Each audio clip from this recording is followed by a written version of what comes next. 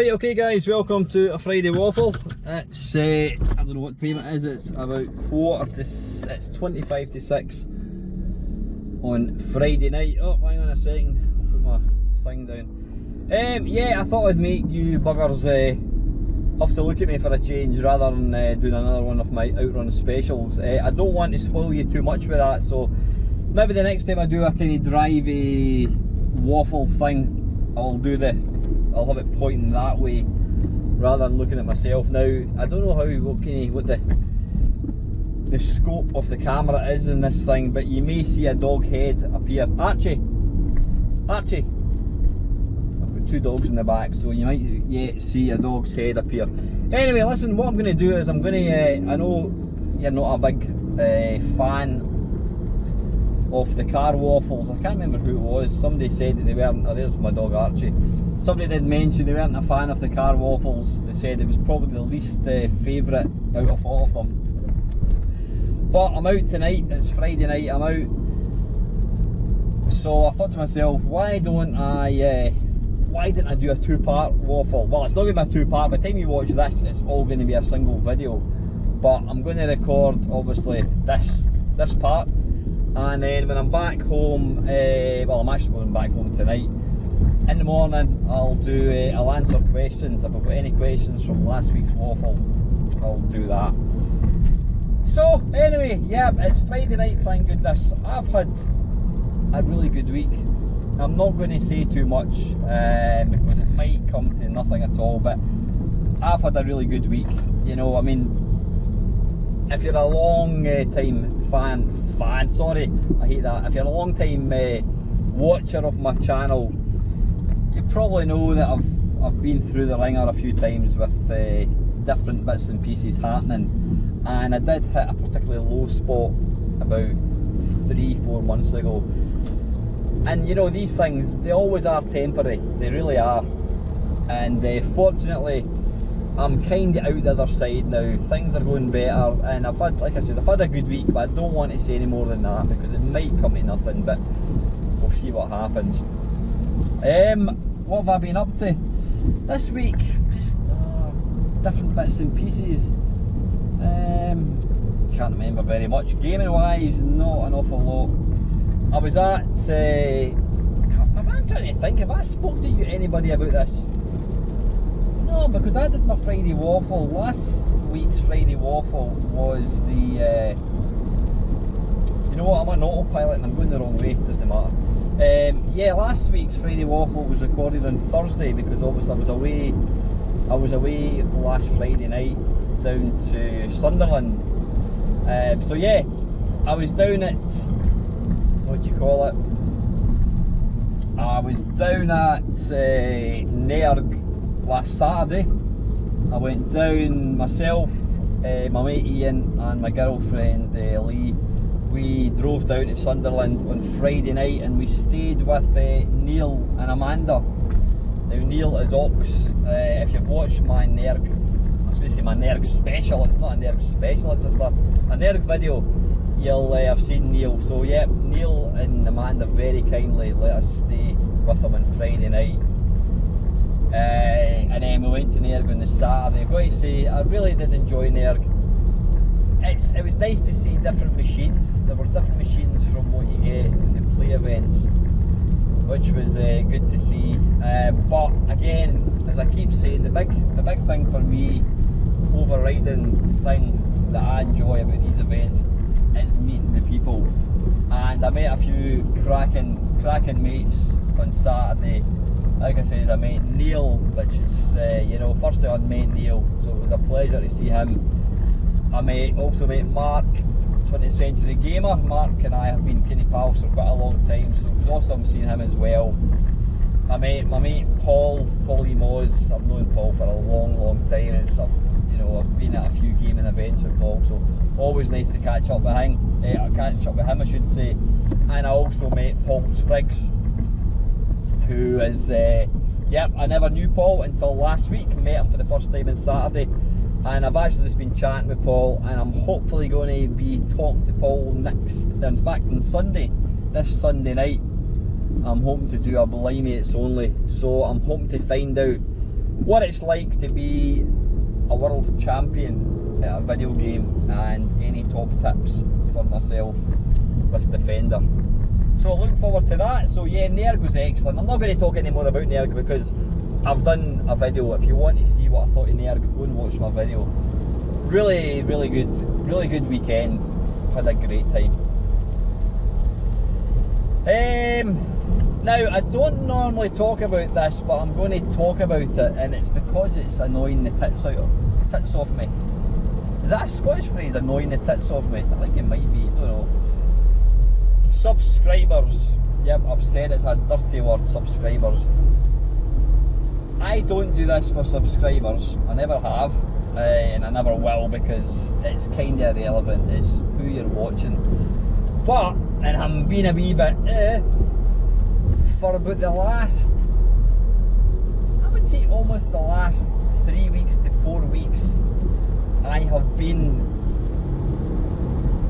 kind of sitting at about 2,490, and then it goes up to like 2,495, and then it drops back down again, and I got up to 2,499 on Wednesday, and it sat at 2,499 for a couple of days, and then it's back down to like 2,494. I don't know whether I'm just becoming more unpopular, I don't know.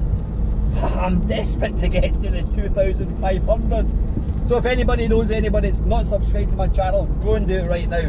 Get me over the 2,500. Nah, I'm only kidding, I don't want you to do that. I would only want you to do that if you genuinely want to watch my channel. But yeah, I was like, yeah, beauty, I'm going to hit 2,500 subscribers, and then it fell down. Now, one thing that's I've always been quite interested in, my mate Chris Novabug. Chris and I have been virtually on the same subscriber numbers for about the last year. I maybe go 3 or 4 above Chris, he goes 3 or 4 above me. It's been like that, it's been nip and tuck all the way. And even up to a few weeks ago, Chris and I were on the same number of subscribers. I think we literally were both on whatever it was, 2,495. And then I've just struggled and failed to get over 2.5.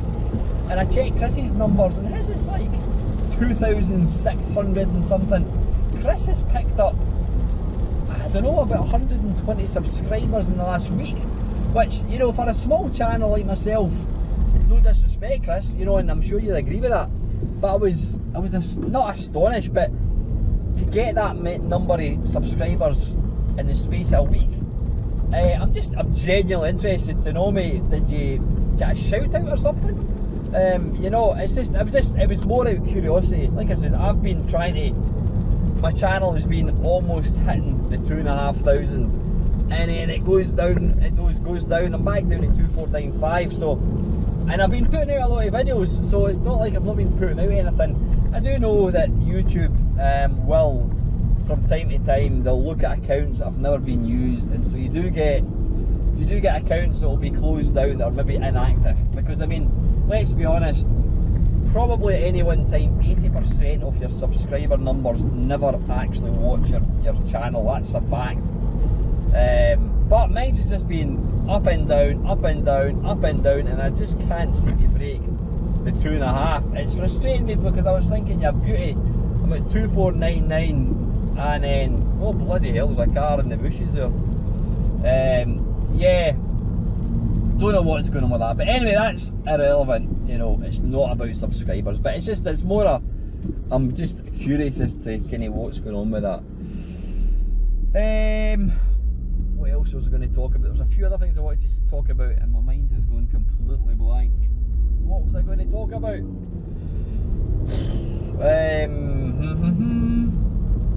I can't remember. It's because I've been talking far too much. Where am I going? Yeah, I'm going the right place. Yeah, I can't remember what I was going to say. Yeah. Now this one will probably resonate. I'm trying to think of the right word. Resonate with fellow YouTube creators. Have you ever a video, whoops a daisy, have you ever worked on a video and you've gone to upload it, to render it, only to find out you never actually recorded it? Well, I did that last night. I've got a series which I've only done one off, and I did it about a year ago, and I thought I'm going to do another video tonight, which was last night. So I recorded this video, and I spent a lot of time putting together an intro. Now I've got somebody to thank for helping me with the intro. He may not know that he's done it yet, but before I put the video out, I'm going to contact him to make sure he's happy. I'm sure he will be, because I'm sure I mentioned it to him a year ago. I asked him if I could use an intro that he had done as my intro, and he had said that was okay, but I want to run it past him before I jump ahead and, you know, use his content. But we're good pals, so I don't think it'll be a problem. But anyway, I recorded said video, and halfway through recording the video, my phone, I was recording on my phone, it fell onto the floor. So I paused the video, and then I resumed, and I mean, I'd literally recorded half the video, and then I recorded the second half, and then I went through my games room to record, to upload it and render it and whatever, edit it, only to find out the second half hadn't been recorded. And when you realise what type of video it was, it's not possible for me to use the first half. I'm going to have to do the whole thing again. I was going to swear there. I was extremely exasperated, shall we say, that I had lost an hour's worth of video. Actually, you know yourself, you make a video, and sometimes I make videos, I make a lot of videos, and sometimes I just think, that's crap. You know, it's not entertaining, I wasn't coming across very well. But on the flip side, I've done a video and I'm like, boom, I've nailed it, that's going to be entertaining, I've enjoyed making it, and it's going to be entertaining, you guys are going to love it. Well, that video that I made last night was one of them that I nailed. I think I nailed it. And I was kind of thinking, should I go through and do the whole thing again, which I've done before. But when you've already spent an hour full of enthusiasm, getting a video out there which you think is steady, that you think people are going to love, and then when you realise it didn't work, the thought of recording it again was like, nah. So what I'll probably do is I'll record it tomorrow.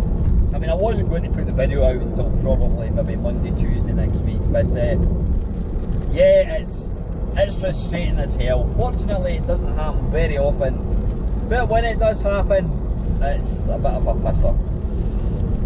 So yeah, that is that. You can probably, I don't know if you can tell what the weather's like through the windows. It's absolutely bucking it down. I mean, it's 15 degrees, it's not cold, but the weather is just completely naff, it really is. So anyway, I don't think there's anything else I was going to talk about, was there? Was there anything else? Did I mention, I can't remember if I mentioned it or not, I did mention that Ava, my daughter, and I have been playing a game called A Way Out. A Way Out it's called. It's by EA, I think it is. And basically you play, it is co-op only, you can't play it single player. I think you can play it online with somebody else, or you can play it local. So Ava and I were playing it locally, you know. Excuse me, basically it splits the screen in two, like the good old days of two-player action, although the good old days, those two players on a single screen. Sorry, I've got the burps. But yeah, it takes part in a jail. I'm not going to give you any... Oh, pardon me, windy pops. I'm not going to spoil it at all, but basically it starts off in a jail, and you both play two criminals who want to escape. You know, it's called A Way Out, so you've probably guessed. I'm not going to spoil it, but what I'm going to say is, at the end of it, at the end of the game, we completed it last, I don't know what day it was earlier on this week, we completed it, and suffice to say, my daughter, I turned round and my daughter was crying. She was so, I know she's 15-year-old, probably premenstrual, so she probably cries it not very much, but she was overcome with emotion after the game finished. No, she wasn't crying because the game had finished, it was the way the game ended. And I've got to say, as we were sitting watching, I mean, there was a sort of a cutscene to finish the game. I was quite quiet. It was probably a wee bit dusty in the room as well, so I'll leave it at that. But what I'm saying is, the game, it really got into us, it got into my soul, it got into my daughter's soul. And for a video game to have that kind of effect, I think it's pretty damn special. There's only 2 other games that have genuinely made me actually affected me emotionally. Now I know there's probably a lot of other games that would do that, but I generally don't play these kind of modern games. Heavy Rain, which is quite appropriate given it's pushing the rain. Heavy Rain on the PlayStation 3 had that sort of effect. It starts off with a bit of a bang, and it's like wow. And you just get used to the characters, you get into the character, and you do experience the trauma and pain that this guy is going through. So Heavy Rain was one of them. Another one is Last of Us. Again, it's got a bit of a kicker start within the first few minutes. It kind of just opens a big massive wound, but then over the subsequent 20 hours, whatever it takes to play the game, the main character builds up a relationship with this other character, and again, there's a few points in the game where it really does hit you hard, and I think that's wonderful. I think that is a beautiful thing in video games, that we've now reached this stage of video game production, graphics, voice acting, because let's be honest, the voice acting in a lot of early games, I mean Resident Evil, I'm looking at you, is awful. I mean, really, the character acting, and especially the voices is terrible. You know, it's, I'm going to look over here. Oh no, are you okay? If you want to see the worst voice acting in any video game ever, go and play, oh, what's it called? House of the Dead. Either play the arcade version, well, you're going to struggle to play the arcade one considering there's not going to be any arcade games kicking about, or else play the Dreamcast. The voice acting is absolutely diabolical. It is atrocious, but it's atrocious in a good way. It actually makes it quite entertaining because it's so bad. But obviously over the subsequent 20 odd years, people have now cottoned on that there is big money to be made in video games. And because of that, we're now, you know, a lot of video games are getting proper actors taking part. I mean, I think there's a lot of famous actors have played parts. I'm trying to think, Duke Nukem, was that not voiced by somebody quite well known? I can't remember. I know obviously Mark Hamill, I mean, during his wilderness years after Star Wars, he was basically, he'd been reduced from being in the Star Wars epics to taking part in Wing Commander games, which they were popular, but they weren't exactly what video games are now. But yeah, video games have certainly come in a lot. But yeah, if you've got a PlayStation 4, I think it's only the PlayStation 4, is it? Maybe it's an Xbox One as well, I'm not too sure.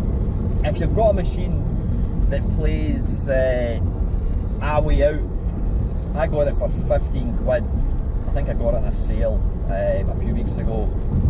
I cannot recommend it highly enough. If that's your kind of thing, it's a co-op 2-player game, you need to help each other. It's wonderful, it really is, and like I says, it draws you in and you get really emotionally attached to the characters, and like I says, my daughter was in pieces at the end of it, and I was pretty caught up as well with it. It's a wonderful game, so go and check it out. I can't think of anything else offhand. Listen, if I think of anything else, I will do it in part 2 of this. So, anyway, jump cut. Right, back. Only about 12 hours after the part 1. I might say I did actually lie about this being a Friday special. It's just I was aware that the Friday Waffle wasn't going to go out last night. So anyway, apologies. But anyway, I suppose it is a special one because it was recorded over 2 parts. So, right, what I'm going to do in this second part is just I'm going to answer any questions that I've got. Last week's Friday Waffle, as you probably know, it was me driving, and I had the incredible idea of overlaying an outrun car, and I've got to say, I was really impressed and surprised at how effective it actually was. I mean, what I did was, as you know, I'm not a technical person at all in the slightest. My video editing skills are, quite frankly, rubbish. But what I did do was, I obviously cropped the sprite online, online? Sorry, I googled outrun and I cropped the sprite and I filled in the background white, and then using the software that I use for editing, I hid the white, which basically meant the car was see-through. So it's quite clever because when you watch it back, you can actually see the scenery, the road passing through the gaps in the car, which I thought was really impressive. So that might well be something that I will be using in future. I should maybe copyright that. I can't copyright it. I don't own the car, but yeah. The only apologies I have to make was that I know the sound was a bit naff. I mean, the oldie Steve here is saying here, you know I love your content to hell, mate, and I really don't like to be negative in any way, but I struggle to hear your voice over the outrun music, even when I turned it up. I did hear you, but it was a real struggle at times. Perhaps it's just my hearing. That's, you know what, I have been guilty of that in the past, and I've watched a few videos of people, and sometimes you can't hear them. I mean, my mate Mark Lactobacillus Prime, I do at times struggle to hear him talking because he's got a very low voice, and it's annoying because you want to watch a video, but when you can't hear the person talking, it can be quite frustrating. But what I tend to do when I make a video, I'll play back wee bits of it and I'll think, right, the volume's fine, but what you forget is there are going to be times, especially if you've got music in the background, the music is going to get louder in places, so there's always going to be times where maybe you need to knock the volume down a wee bit or increase the voice volume. The thing is, I don't watch my videos, once I put them together, I just watch wee bits to make sure that they join up properly. I don't watch my videos from start to finish.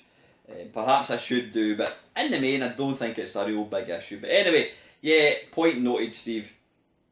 Bangkok Ian in 1967, mate, this is a genius video idea. Really thought it was you in the Ferrari until I noticed the driver had a full head of hair. Ha ha ha! Thanks for that, Ian. William White, weather's looking quite good for July in Glasgow. Yes, the weather's been up and down. I mean, today I was at the park run and the weather was awful. It's funny how anytime you're out in the rain, you always go, that was the worst rain ever. You always say that. Every time you do, oh, this is the worst rain I've ever been. But believe you me, it was probably some of the heaviest rain I've ever actually ran in, but it made for a lot of fun. Mo Nassar, top content as usual, Alan. I'm here all day for the dyed beard demographic. Cheers, Mo. Kim Walker, my thanks for answering my question on EOS and Dungeon Master. EOS stands for Earth Orbit Stations, and it was a space game by EA in the mid-1980s for the C64. Got to say, Kim, I've never heard of that one. Never ever heard of it. I've never played it. I've not even heard of the game. Yeah, but anyway, thanks for the question. And Ox is saying, that Testarossa keeps overshooting the junctions. I've got to say, I was pretty impressed with how the fact that I had the car in the middle of the car, the sprite in the middle of the screen, it did kind of look like it was driving. I thought it was good anyway. Right, failed channel. Question. I was watching the DVD extras disc from Tron, the original of course, not the sequel bollocks, and Steve Lisberger was talking about how computers have got more powerful and given us hyper-realistic game worlds. This was around the Xbox 360 PS3 era. when it was filmed. But in using all this extra computing power, we have lost the varied abstract styles of game graphics and imagination of early games design. Do you agree? 1,000,000%. I mean, I know I keep going on about I don't play modern games and, you know, my love is old games. And probably from a game playing perspective, I still do, I still do gyrate towards the older style games, just because you can play them in little bites. You don't have to play them. It doesn't require hours and hours of devotion or putting time into it. But I've got to say, I mean, every now and again a game will come along. As I was mentioning earlier on, a way out. A game will come along and it will just, you're like, wow, that was an amazing experience. But when you think about 99% of current games on the PlayStation 3, 4, whatever it is, Xbox, PC, 99% of them are the same game. It's a first person shooter. You run from A to B, you pick up weapons, you shoot things. They're essentially the same game, but with different window dressing. They are different graphics, but ultimately they play exactly the same. And I think that's why I get a bit bored of them, because you just feel when you've played one first person shooter, you've played them all. And I know that's a very, very general sweeping question, and there are other original games out there. I mean, I'm trying to think. I mean, you've got VR stuff, you've got stuff like Polybius, you've got, oh blimey, I mean, like A Way Out, you couldn't have really done that on a Commodore 64 or whatever, but yeah, as Fail Channel says, I mean, I think there was a lot more originality back then, because you didn't have the graphical finesse, so a game had to stand on its playability. Because a lot of the time, especially the really early games, the graphics were awful, and so the gameplay had to be tight, it had to be something different. For a game to stand out, it had to be that wee bit different. You think of things like The Sentinel, Trashman, not Travel with Trashman, just Trashman collecting, collecting bins, and even stuff like Night Lore, Ball Blazer, Elite. There was a lot of variation in games, and like I said, there might still be variation in modern games, but in the main, I think, because games now require, I mean, the budgets for games, I believe, are, they're almost on a par with Hollywood films.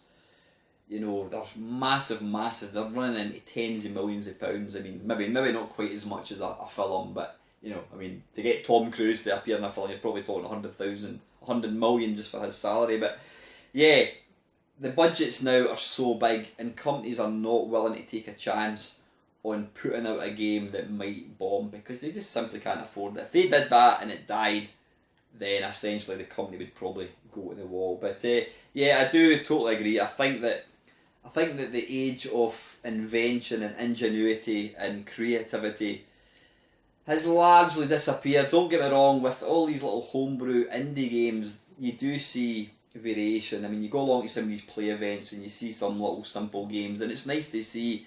So you do still get these little games kind of flowing in, but in the main commercial games they're all pretty much the same, and that's just my opinion, obviously. Colin Jones is saying, love the presentation, but the audio was a bit difficult to hear. A boost on the camera volume may help for future videos of this style.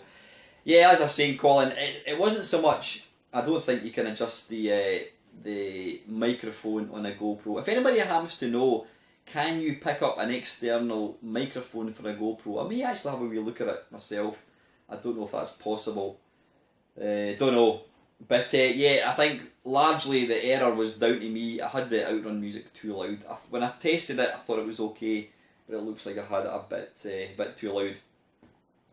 Waffle question, not games related. It's the 50th anniversary of Apollo 11. So this question came to mind. If you had the money and time, would you be a space tourist and experience 0G on a suborbital flight? Funny, well, we're actually somebody posted a. In fact, I'm gonna get. It was somebody, and the guy was Dan Wood. Now I don't know if you watched the Retro podcast. Dan Wood is one of the presenters in that. Dan actually contacted me last week to ask if I could help him track down Sean Southern of Kickstart and Lotus Games fame, because he's been trying to get a hold of Sean for the last 3 years without any success. So I've got Sean on my Facebook, and I sent him a wee message, and Sean very kindly agreed to get in touch with Dan, and there's going to be an interview. I think they're going to be interviewing him next week actually. So it was quite a nice moment when a big channel like the Retro Hour contact a little channel like me for help. But just goes to show, guys, that you don't have to have a big channel to attract people. He's a huge channel. I'm just a little old me, and yet I've managed to get some of probably the most difficult people on. I don't mean difficult as in to talk to, but actually to try and physically get a hold of them. I've been able to do it. So I was quite chuffed. But the reason I'm mentioning Dan Wood is because Dan's on my Facebook now, and he had an advert from the 70s. It was for like a Hoover, and at the bottom it said when you buy a Hoover you get entered into a draw to win a night out with Jimmy Savile. Which now, given what Jimmy Savile stands for, and I'm not going to talk about it in this waffle, but yeah, we all know what happened to Jimmy Savile and what kind of person he was. But where am I going with this? What am I talking about? I can't believe. Yeah, sorry, I'm doing a Billy Cornell. I'm going way off on a tangent. Jimmy Savile. We were talking about this at my work, and I actually said how as a kid I used to love Jim'll Fix It, and I actually wrote to him and I wanted to go to the moon. I don't think I said I wanted to go to the moon. I wanted to experience zero gravity, but I never got picked, which is probably just as well. But anyway, getting back to Colin's question, absolutely, Colin. If I had the money, I would love to go into orbit. I mean, really, who would not want to do that? I think that would be fantastic. Unfortunately, unless I was to win the lottery, and given I don't actually do the lottery, there is not much chance of that ever happening, but I think it would be an amazing thing to do. Next, hang on, don't dim the screen. Pridonian 13, haha, top marks for a great idea for a drive time Friday waffle. Blown away by the hyper realistic outrun. Tech has certainly moved forward over the years. Keep up the good work in the videos. Thank you very, very much, Squire. Thanks for watching the channel. Failed channel again. This is not a question apparently. Vintage equals the actual classics from the correct time period, and retro equals knockoff cheap Chinese imitation rubbish for me, which perfectly covers all the shit retro games running on modern computers with a gazillion times more power. So I'm not quite sure what you're talking about. Yeah, the actual classics from the correct time period is vintage.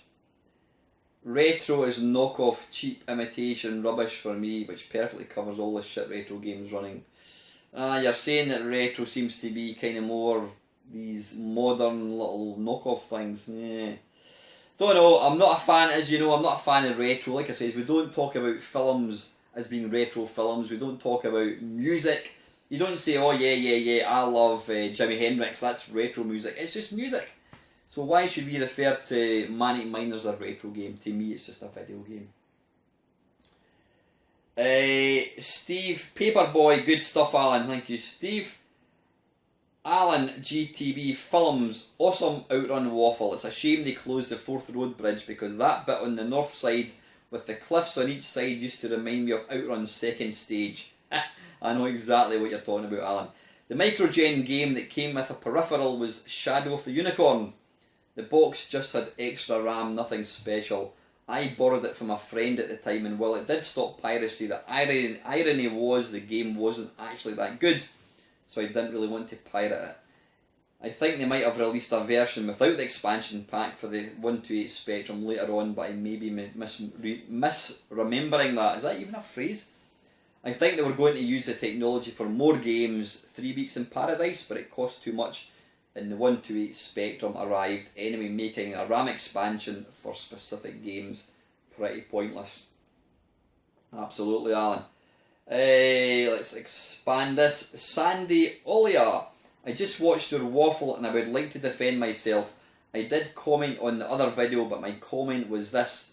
Hello, I didn't catch you live, but watching it just now. I like the banter. Oh yeah, no. Listen, don't. I think I actually replied to that. Yeah, I was. Somebody commented on one of Lawn Boy's posts in my own. We have the Alan Dave Talk Bollocks. He was talking about Dave Kenny talking over me. And you know what, that was, I didn't take that as a criticism. What I said here is, I think you've probably misinterpreted my comments about your comment. Your comment was totally viable, and Dave and I laugh about it as we both talk too much. It was the fact that every joint video I make with Dave always seems to attract 3 thumbs down, which Dave is convinced is for him, and we both just thought it was coincidental that your comment attracted 3 thumbs up.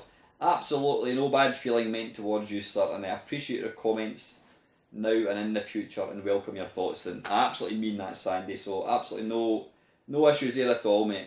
Let's see, where are we? Come out of that. Failed channel yet again.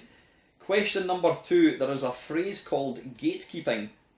Sadly nothing to do with Ghostbusters, and it basically millenniums moaning that they are being told not to review Atari 2600 or Commodore 64 games because they were born during the PS1 Dreamcast era, so have no content of what was available or what was even technically possible. Personally, I agree. If you weren't around and playing Defender in the arcade in Atari 2600 in 1981, you can't really do a review of how good Atari 2600 Defender was, because your opinion was either going to be 1, rubbish tabletop games like Grandson did, 2, Atari 2600 cartridges, or 3, go and get mugged in a dingy arcade as a kid. Agree. It's for anybody that was born after the PlayStation came out, they're going to look at a Spectrum game and just think it's a bad game. And you know what, they're perfectly entitled to their opinion, but it's like you going to a museum and looking at a Ford Model T car and saying, look at that, it's a terrible car. Everything has got to start somewhere, and unless you were there at the time, then it's easy to be critical of something. But I still think it is interesting. Not that I watch any channels where it's young people that do reviews, but it would still be interesting to actually hear what young people think of old systems. You know, I'm the first to admit that by and large 8-bit games now don't really do it for me. There's very few Commodore 64 games that I would actually sit and play for fun. And so yeah, I would say it's down to the fact that time hasn't been kind. And for me, and probably yourself and a lot of people that watch my videos, it's all about the nostalgia part. If you've not got the nostalgia for something, then you're going to look at it, you're going to be quite critical of it. Nostalgia is a very, very powerful emotion. You know, it can make you enjoy something that on the surface of it maybe isn't actually that good a thing. You know, but I've never heard of the phrase gatekeeping, but an interesting question anyway. Thanks as always for your questions, buddy. Chris Panther UK, that's the way to do a driving waffle, fella. I had no problem hearing you, although I watched it through a 5.1 surround system, which may make a difference. Great to hear your Amiga story too. Thanks, Chris. For the next instalment of Scott's banter, meme aside, what emulators do you use for different systems on the channel when not using actual hardware? I'm going to have to try and do this from memory. I'm not in front of my computer, obviously. Obviously I use, well, you've said MAME aside, obviously I use MAME for anything arcade. Amiga I use WinUAE. Atari ST I use Steam. Not the Steam that we all know now. I'm talking about the original Steam, which is a cracking emulator.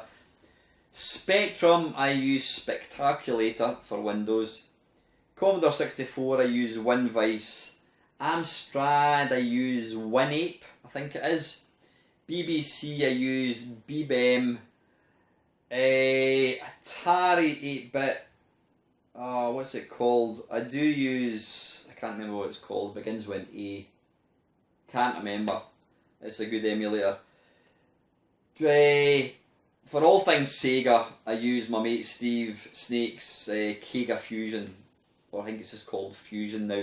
It's by and large the best emulator ever written. It emulates Mega Drive, Game Gear, the what do you call it, 32X, the Sega Mega CD.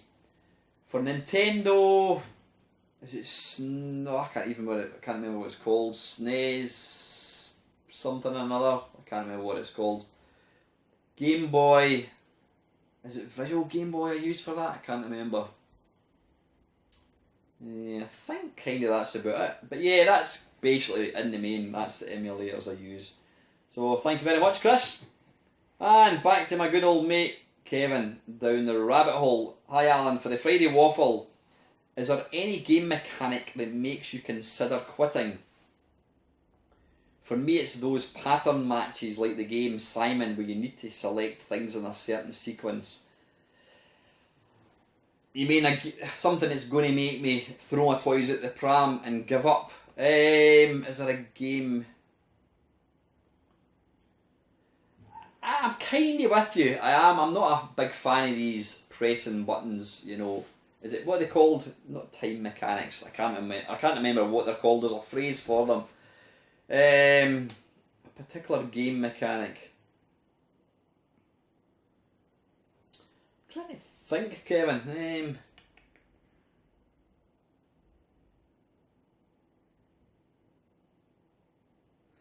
Offhand, I can't really remember any one specific thing. I do hate modern games where it's just too difficult, and you know you maybe start a level and you play through it for maybe 10 minutes and you die and you go right back to start again. But I am with you. I do know what you're talking about. What are they called? Time event or something where you've got to press the button. Can't remember exactly. But yeah, I'm totally with you. Secondly, my nephew's starting to play video games now, and when I asked him what his first game was, my sister said, "Do you count a mobile phone game?" And I said, "Yes, those are real games." But what would you say? Totally agree, Kevin. I mean, I think for anybody to disagree that a phone game is not a video game. I mean, the term video game it's basically a game that you play on a video device, whether it's a TV, whatever, and it's kind of stuck. You know, now we still refer to any video games as being anything, even like on a handheld or something. So as much as I don't play video games on mobile systems, I really don't play any games. Can't even think of any that I do play. I would not say that a mobile phone game is not a video game. You know, it's still a game, and yeah, it's like I said, it's not something I would play. It's quite far removed from playing an arcade game on a proper cabinet, but it's still a platform. And let's be honest, as we move on into the next 20 odd years, video games are going to become more and more cloud based. It's going to run on tablets. It's going to run on phones. So yeah, whilst it's not my bag, Kevin, I would say that it's still classed as a video game. I don't see how you could possibly say it's not. Finally, I see you mentioned on Facebook how much you and Ava are enjoying A Way Out, that prison game on the PlayStation 4. So I'm considering playing it with my wife. Well, who will get the trophies? My account or my wife's? It's going to be yours, mate, every time. Listen, Kev, thanks for your comments, buddy. And lastly, my mate Paul Morrison, or Paulie Moz, as you probably know him as. Nerg, in all honesty, is smaller and much more basic than the Play Expos. You don't get any talks, it's really just a few rows of cabinets, pinball machines and old computers and consoles, along with tables of traders, and a little bit of cosplay. But as it's really the only way I get to go to, I really enjoy going along and whacking my name on some classic high school tables. It's only once a year, so it's fun.